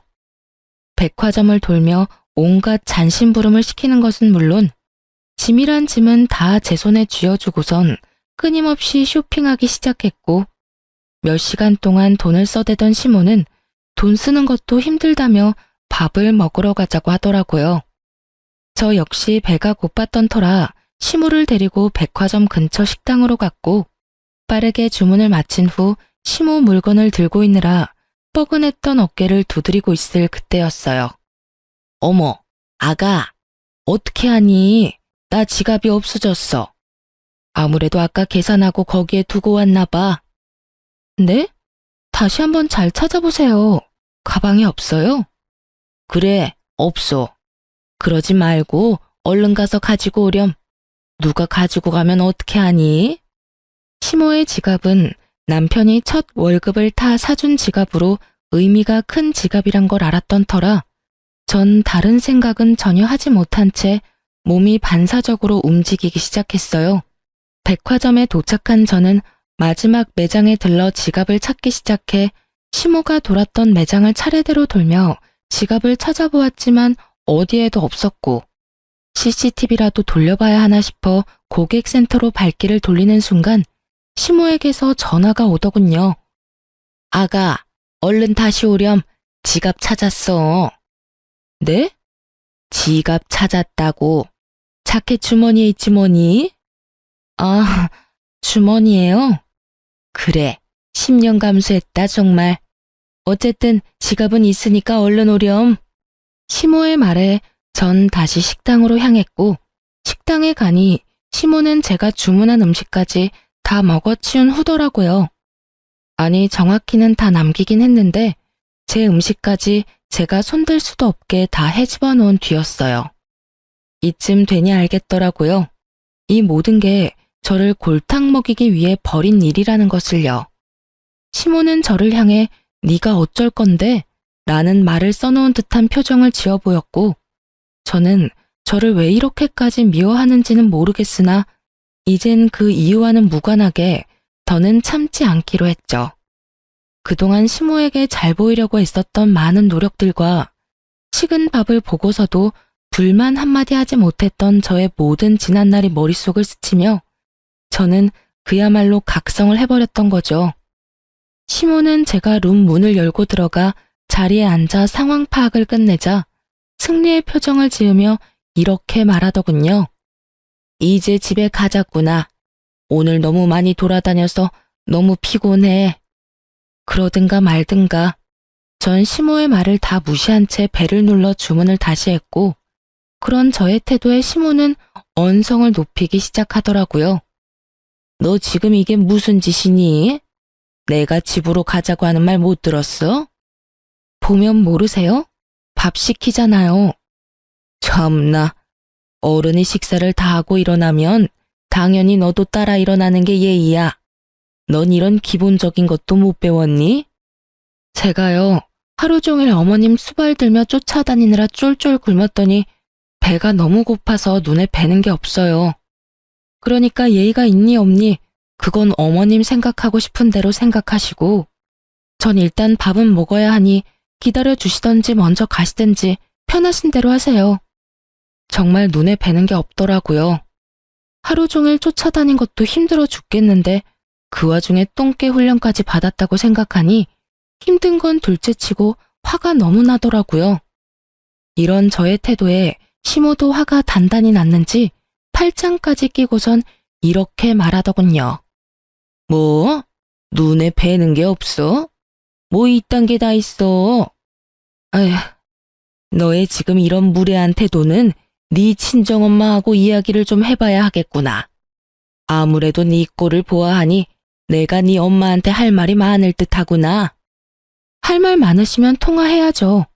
그건 어머님 뜻대로 맘대로 하시고 가실 때 가더라도 오늘 산 저 짐들은 다 가지고 가세요. 두고 가는 물건이 하나라도 있으면 오늘 하루 고생한 저한테 주는 선물이라고 생각하고 제가 다 가지도록 할게요. 그날 시모는 제가 모시고 왔기 때문에 차를 가지고 오지 않았고 혼자 지고 이고 택시를 타기엔 짐이 많았던 터라 시모는 설마 하는 마음으로 단 하나도 챙기지 않고 그냥 가버리더라고요. 시모에게 한 말이 모두 진심이었던 저는 밥을 맛있게 먹고 난 후 택도 떼지 않은 새 상품을 모두 중고로 팔아버렸고 그 돈을 아주 기쁜 마음으로 평소 기부하던 단체에 모두 기부해버렸습니다. 우려, 걱정, 이런 감정은 전혀 들지 않더군요. 이미 저의 인내심은 한계선을 넘어버렸고 더는 어른 대접을 해줄 필요도 없다는 것이 제 생각이었으니까요. 그날 밤 소파에 앉아 콧노래를 부르며 TV를 보고 있는데 퇴근을 하고 돌아온 남편이 시모에게 오늘 있었던 일을 전해 들은 것인지 저에게 노발대발 화를 내기 시작하더군요. 당신 정말 왜 그러는 거야? 도대체 어머니랑 왜 그렇게 자꾸 부딪히는 거냐고. 와, 또 내 탓을 하는 거야? 확실하게 집어줄 테니 잘 들어. 하루 종일 종 부리듯 끌고 다닌 것도 당신 엄마고, 잃어버린 적도 없는 지갑 핑계로 똥개 훈련 시킨 사람도 당신 엄마야. 그 와중에 밥도 먹이기 싫었는지 남의 음식까지 다 헤집어 놓으며 혼자 식사까지 마친 사람 역시 당신 엄마지. 이게 무슨 말인지 알아? 먼저 수준 낮게 행동한 사람은 어머님이란 이 말이야. 그러니까 따지려거든 나한테 따지지 말고 당신 엄마한테 가서 따지고, 나 대신 이런 식으로 다시는 행동하지 말라고 말도 좀 전해줘. 제 말에 남편은 할 말이 없는지 긴 한숨을 쉬며 저를 설득해 보려고 하더라고요. 여보, 그냥 당신이 좀 져주면 안 돼? 그냥 불쌍한 사람이다 생각하고 당신이 좀 더 잘 보이려고 노력해주면 어머니도 당신한테 잘 대해주실 거야. 응? 불쌍한 사람? 당신 눈엔 어머님이 불쌍해 보여? 난 전혀 그렇게 보이지 않아서 말이야. 난 내가 더 불쌍해. 이유 없이 미움받는 내가 더 불쌍하다고. 난 당신 뜻대로 그런 노력할 생각은 추호도 없으니까 나한테 괜한 기대도 하지 마. 제 말을 듣고 있던 남편은 또다시 큰 한숨을 쉬더니 부랴부랴 짐을 챙기기 시작하더군요. 그러면서 하는 말이 한동안 저와 함께 있고 싶지 않다고 하며 시댁으로 가서 지낸다고 했고, 전 그런 남편을 말리지 않았어요. 뒤도 돌아보지 않고 집을 나서는 남편을 보는데 참 시모보다 남편이 더 밉더라고요. 어쩌면 저렇게 시모 편만 들 수가 있는 것인지. 괜찮냐? 오늘 많이 힘들진 않았느냐? 고생 많았다. 제 마음을 달랠 수 있는 이 수많은 말들 중 딱 한마디만 남편이 해줬더라면 상황이 이렇게까진 되지 않았을 텐데 말이죠. 누굴 탓하겠어요? 저런 인간인 줄도 모르고 사랑에 눈이 멀어 믿고 결혼한 제가 미쳤었고 제정신이 아니었던걸요. 그렇게 눈물도 나지 않던 밤이 지나고 다음날 아침 일찍부터 시모에게서 전화가 오더군요. 너 어제 산 내 물건 잘 챙겨뒀지? 그거 가지고 집으로 좀 넘어오거라. 아, 그거 전부 저에게 주시는 거 아니었어요? 제가 다 가진다고 했는데도 두고 가시길래 저한테 주는 선물인 줄 알고 다 팔아버렸는데요. 택도 안 뗀 새 상품이라 꽤 제값으로 받아서 다 기부했어요, 어머님. 덕분에 좋은 일 제대로 했지 뭐예요? 말 그대로였어요. 마음먹고 한 쇼핑이었기에 그 금액이 적지 않았고, 시모는 이때껏 들어본 적도 없는 괴성을 지르며 화를 내기 시작하더군요. 너 정말 미친 개야? 그게 돈이 얼만데 뭐? 다 팔아서 기부를 해? 네가 제정신이야? 돈이 썩어나는 게야? 기부를 하려거든 네 돈으로 할 것이지 왜 내 돈으로 기부를 하냔 이 말이야. 어디서 너 같은 게 우리 집에 들어와서는 내 골머리를 썩게 만드는지 이런 미친 거사. 이미 예상했던 터라 놀랍지도 않더라고요. 전 휴대전화를 스피커로 해놓고 시모가 고함을 지르든 노래를 부르든 대꾸도 하지 않은 채 하던 일을 했고 어느새 전화는 끊겨 있더라고요. 그렇게 얼마 지나지 않아 친정엄마에게서 전화가 왔고 그 전화로 전 이혼을 결심하게 되었어요. 엄마, 아침부터 무슨 일이야? 무슨 일 있어요? 무슨 일은 나 말고 너한테 있던데 네 시어머니 전화 왔더라. 아니 무슨 그런 몰상식한 여자가 다 있니? 이 아침에 사돈댁에 전화해서 다짜고짜 네 욕을 하기 시작하는데 대충 들어봐도 네 잘못은 하나도 없던데 그 여잔 뭐가 그렇게 불만이 많던지 내가 진짜 기가 막혀서. 어머님이 엄마한테까지 연락했단 말이야? 그것도 이 아침에? 그래. 아유, 다 됐고 내가 지금 너 데리러 갈 테니 준비나 하고 있어. 나보고 너 데리고 당장 네 시댁으로 오라고 하더구나. 무슨 말을 하려고 그러는지 내가 직접 가서 들어봐야겠어. 엄마, 일단 진정 좀 해. 내가 지금 진정하게 생겼어? 그 어렵다는 사돈한테도 이따위로 구는데 너한테는 어떻게 했겠어? 내가 지금 손이 다 떨려온다고. 엄마, 일단 진정 좀 하고 기다리고 있어. 내가 다 생각이 있어서 그래. 내가 알아서 해볼 테니까 조금만 진정하고 기다려줘요, 응? 아휴, 일단 알겠는데 다시 한번 이런 말 들리면 가만히 있지 않을 거니까 확실하게 마무리 지어. 도저히 안 될 것 같으면 이혼해. 어디 남의 집 귀한 딸 데리고 가서 2년 전년 욕짓거리냐고. 어쨌든 넌 잘못한 거 하나도 없으니까 괜히 기죽지 마. 알겠어? 네, 알겠어요. 들어보니 정신 나간 시모는 친정엄마에게 2년 전연하며 욕까지 한 모양이더군요. 아무리 머리끝까지 화가 났다고 해도 사돈한테 자식욕을 하는 건 좀 아니지 않나요? 그 순간 전 이혼을 확신하게 되었고, 그간 수없이 연락을 드릴까 말까 고민했던 사람에게 전화를 걸어 시댁으로 와달라고 부탁을 드리곤 시간을 맞춰 시댁으로 향했어요. 시댁에 도착하니 제가 부른 사람을 포함해 시댁 식구들이 다 모여 있더군요. 제가 시댁으로 와달라고 부탁까지 한 사람은 다름 아닌 시모의 시모, 즉 시할머님이었고, 시조모를 중심으로 오른쪽엔 시부와 시누이가 서 있었고, 시모와 남편은 시조모의 발 아래 무릎을 꿇고 앉아 있더라고요. 저는 천천히 시댁으로 들어갔고, 저를 발견한 시할머님은 자신의 옆에 저를 앉히더니 따스하게 절 보듬어 주시더군요. 아가, 오는 길에 네 엄마한테 이야기 다 들었다. 그런 일이 있었으면 진작이 할미한테 연락을 했어야지. 왜 그걸 다 참고 살았노? 고생 많았다. 고생 많았어. 사실은 저의 외할머니와 시할머님은 어릴 때부터 친구 사이였어요.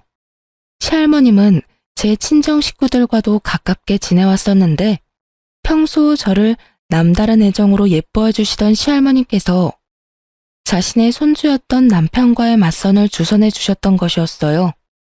저희 결혼과 동시에 시조모는 저의 할머니와 함께 고향으로 내려가 지내며 일체 시댁 일엔 간섭을 하지 않고 계셨는데 엄마를 통해 지금 이 모든 상황을 전해 듣게 되신 거죠.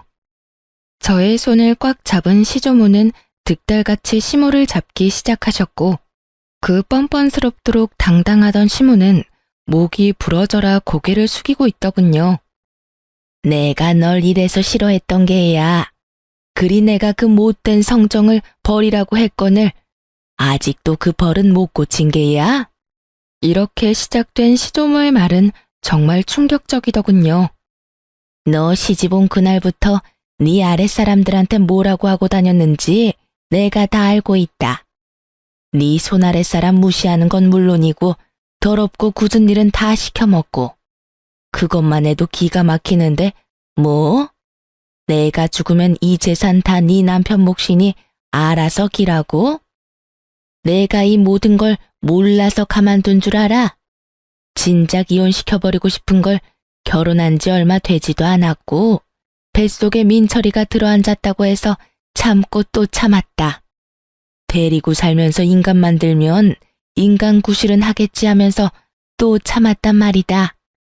애들 크면서 눈빛에 도끼도 좀 빠지고 제법 말도 가려서 하는 것 같아 좀 풀어줬더니 또 사고를 치는구나.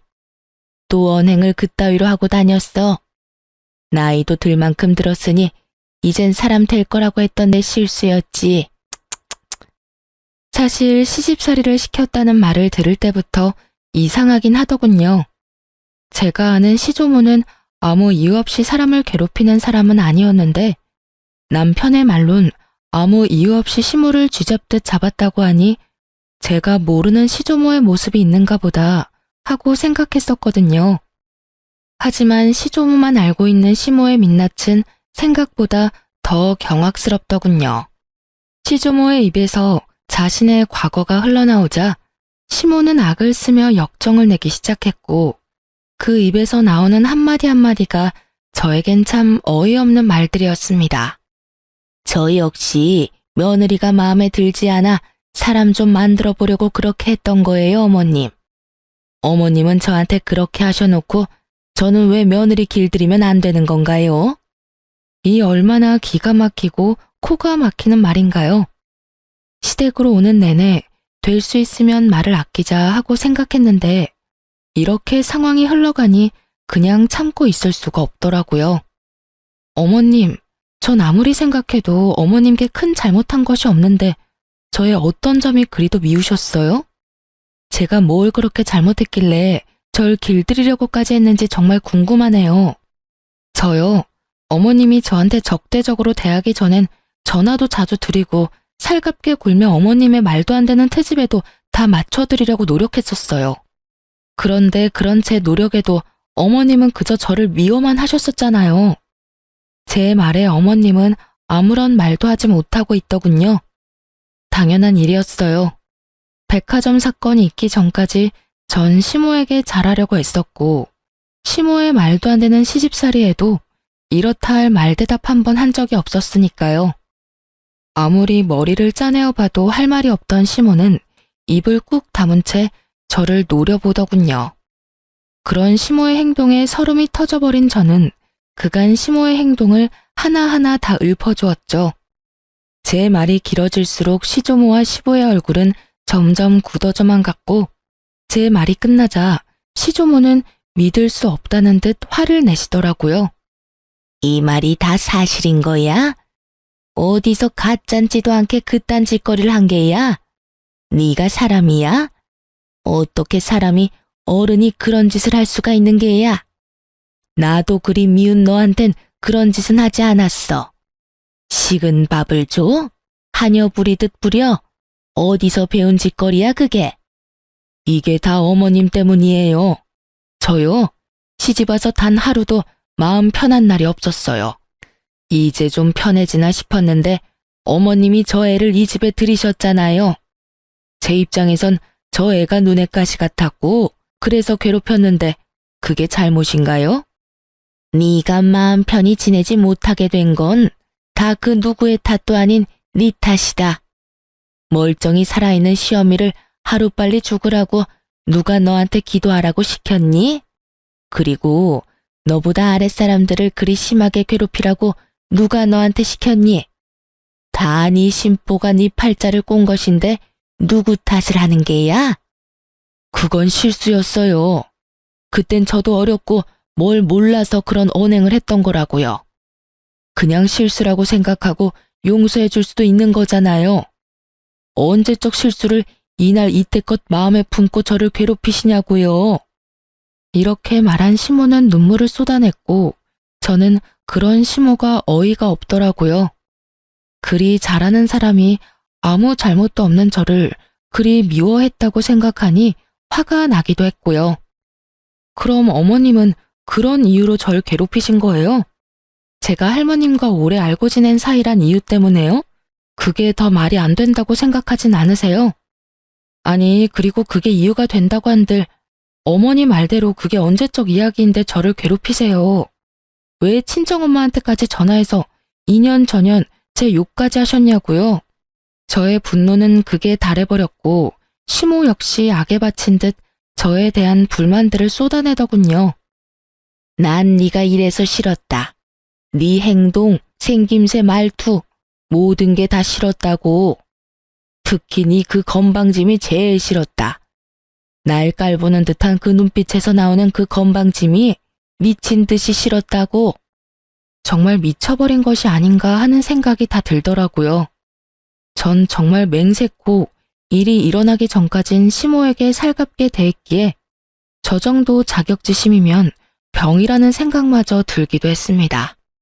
제가 싫다며 소리를 질러버린 시모는 급기야 남편을 보며 이렇게 말하더군요. 이왕 일도 이렇게 됐고 민철이 너 당장 이혼해.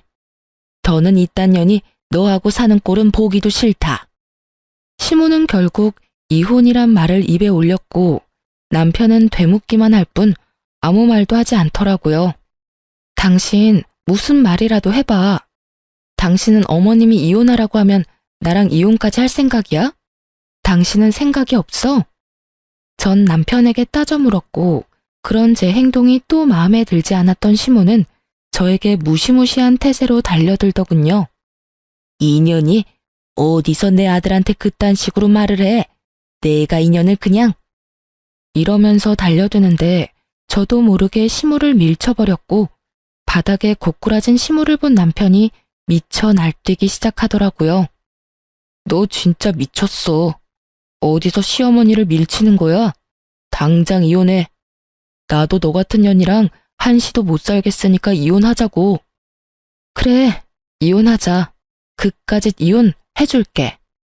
변명할 생각도 남편에 대한 미련도 조금의 마음도 남아있지 않더라고요. 전 모든 걸 체념한 채 이혼을 하겠다고 했고 제 말이 끝나자마자 시조모 역시 시부를 보며 이렇게 말씀하시더군요. 아비야, 너도 이혼하거라. 더는 저런 물건이랑 너랑 사는 꼴은 보고 싶지 않구나. 어머니, 그게 무슨 말씀이세요? 이혼이라니요? 이제 와서 이혼이라니 그게 말이 된다고 생각하세요? 그 모진 시집살이 다 견디고 인제야 좀 살만해졌는데 이혼이라니. 전 절대로 이혼 못합니다. 시조모의 말에 시모는 그게 무슨 말이냐며 따지고 들었지만 시부는 그런 시모의 말은 들리지도 않는다는 듯 오직 시조모의 얼굴만 바라보더군요. 지금까지 한 말이 다가 아니란다, 아비야. 저 물건은 고의한 행동뿐 아니라 입으로도 죄를 짓고 있더구나. 시집 온 지 한 달도 채 되지 않은 새색시가 손아래 동서들한테 한다는 말이 저 늙은 할망구는 왜 죽지도 않고 질기게 살아서 자기를 괴롭히는 건지 목숨도 질기다면서 같이 사는 게 고역이라고 하더구나. 그게 사람으로서 할 말이더냐? 내가 그 말을 듣고 당장이라도 내쫓아버리고 싶은 걸 네가 사랑한다고 하니 참고 또 참았는데 저리 제 자식 이혼시키는 꼴을 보니 나도 널 이혼시켜도 될 것 같구나. 당장 이혼하고 저 인간 같지 않은 것들 다 내쫓아내. 더는 내가 벌어 갈고 닦은 곳에서 저딴 것들 호의호식하는 꼴조차도 보기 싫으니. 이미 시모의 민낯을 알아버린 시부는 오만 정이 떨어지신 듯 그 자리에서 고민도 없이 알겠다고 했고 시모와 남편은 그제야 다시 무릎을 꿇고 빌기 시작하더군요. 이렇게 쫓겨날 순 없어요, 어머님. 제가 더 잘할게요. 제가 더 노력할게요. 제가 다 고칠게요, 어머님. 할머니, 제발 한 번만 용서해 주세요. 저요, 이 사람이랑 이혼도 안 하고 이 사람 하늘처럼 떠받들고 살게요. 이미 늦은 일이니 더는 입 아프게 하지 말고 얼른 나가거라. 우리 민철이 이 집안의 대를 이을 하나뿐인 아들이라고요. 장손을 어떻게 내쫓을 수가 있으세요? 하나뿐인 아들? 요즘 세상이 어떤 세상인데 그런 말을 하는 겐지. 민정이 잘 보고 들었지? 앞으로 할미가 물려주는 재산 어떻게 꾸려나갈 건지 생각해서 이 할미한테 알려주거라.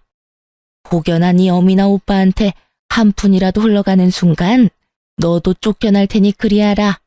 시조모의 통보와 함께 모든 일은 빠르게 진행되었어요.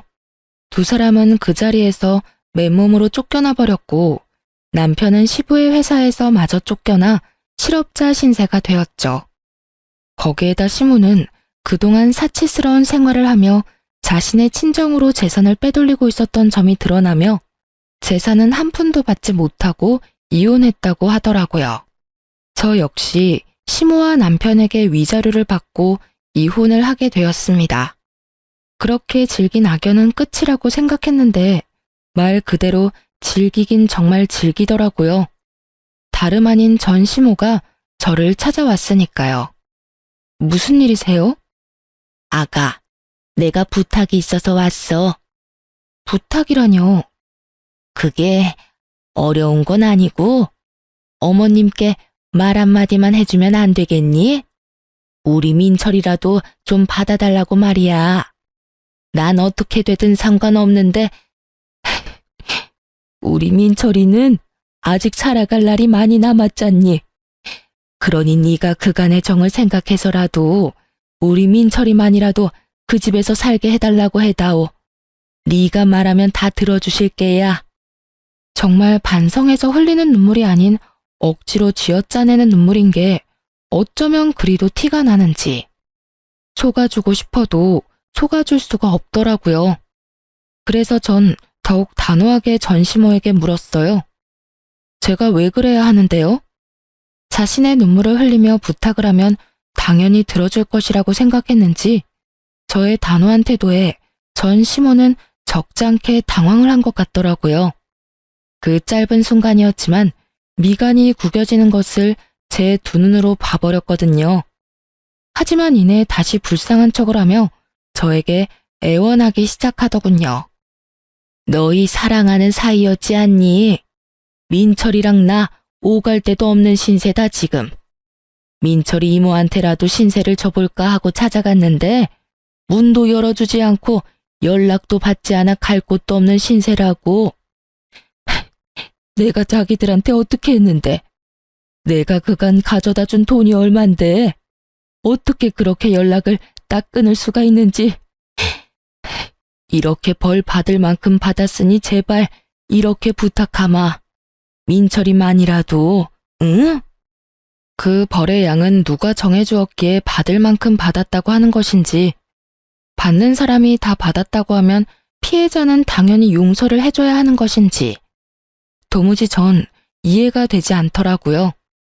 전 시모는 물론이고 전 남편조차 용서하지 않았고, 그랬기에 시모의 그 말도 안 되는 부탁은 들어줄 생각조차 없었죠. 저 이제 그 집이랑은 상관없는 사람인 거 잊으셨어요? 직접 그렇게 만드셨잖아요. 어쨌든 전 이제 그럴 능력도 없고 그럴 마음도 없으니 그런 부탁하지 마세요. 제 말에 이때껏 거짓 눈물로 애원하던 시모는 말이 끝나자마자 제 머리채를 잡고 흔들기 시작하더군요. 워낙 가까운 거리기도 했고 갑작스럽게 일어난 일이라 미처 피할 틈도 없이 머리채가 잡혀버렸고, 무슨 힘이 그렇게도 대단한지 아무리 발버둥 쳐보아도 있는 힘껏 잡아준 시모의 소나기에서 벗어나지 못하겠더라고요. 이거 나요. 노라고요. 너 인연, 오늘 너 죽고 나 죽는 날이다. 그런 부탁을 하지 마. 오냐, 네 말대로 그런 부탁은 이제 할 일이 없을 거다. 오늘 너 죽는 날이니까 말이다. 저는 고함 소리와 함께 전 시모 역시 고함을 질러댔고, 무슨 일인가 싶어 나온 옆집 분이 경찰에 신고를 해주신 덕에 시모의 손에서 벗어날 수 있었습니다. 그렇게 전 시모는 경찰서로 끌려갔고 다신 저를 찾아오지도 찾지도 않겠다는 각서를 받고 합의를 해주었어요. 그 후 소식을 전해 들은 시누이에게서 연락이 왔더라고요. 언니, 이야기 들었어요. 괜찮아요? 네, 좀 놀래서 그렇지 다친 곳은 없어요. 다행이다. 이야기 듣고 얼마나 놀랐는지 몰라요. 제가 엄마랑 오빠 살 작은 집 얻어줬으니까 앞으로 언니 찾아갈 일은 없을 거예요. 아가씨 마음 이해 안 되는 건 아니지만 할머니 알면 어쩌려고 그랬어요? 모르긴 몰라도 크게 화내실 텐데. 아, 그건 걱정 마세요. 할머니하고 아빠한테 다 허락 받고 얻어줬어요. 제 딴에는 마지막 효라고 생각하고 해드린 건데 엄마는 그게 시작이라고 생각했는지 이것저것 요구가 많아지더라고요. 그래서 저도 연락 끊어버렸어요. 언니도 알다시피 제가 오빠처럼 엄마 사랑받으며 자란 자식도 아니고 낳아주시고 키워주신 값은 다 했다고 생각해서요. 쉬운 결정은 아니었을 텐데 아가씨도 마음고생 많이 했겠네요. 괜찮아요? 네, 전 생각보다 괜찮아요. 저보단 오빠가 큰일이죠 뭐. 제가 유일한 희망이자 마지막 돈줄이었을 텐데 저마저 연락 끊었더니 들리는 소문엔 어디 작은 회사에 취업은 했다고 하더라고요. 그런데 뭐 버텨내겠어요? 한평생 고생이란 모르고 편하게만 살았는데. 뭐 이제 알아서 잘 살기만을 바라야죠. 그렇게 말을 마친 시누이는 앞으로 언니 동생하며 지내도 되겠냐며 저에게 조심스럽게 물어왔고 전 알겠다고 했어요. 앞서 말했다시피 동생 하나 생긴 기분이 좋기도 했고 저를 잘 챙겨주었던 시누이와 계속 연락하며 지내고 싶기도 했거든요. 시누이뿐 아니라 할머니와도 가끔 보고 지내고 있어요. 저를 만날 때마다 제가 그런 일을 겪게 된 것엔 할머니의 책임이 크다며 자책 아닌 자책을 하시더니 어느 날엔 할머니의 건물에 소품 가게를 하나 차려주시더라고요. 회사도 결혼한 후에 그만두고 무슨 일이라도 해야 아픔이 빨리 잊혀진다고요.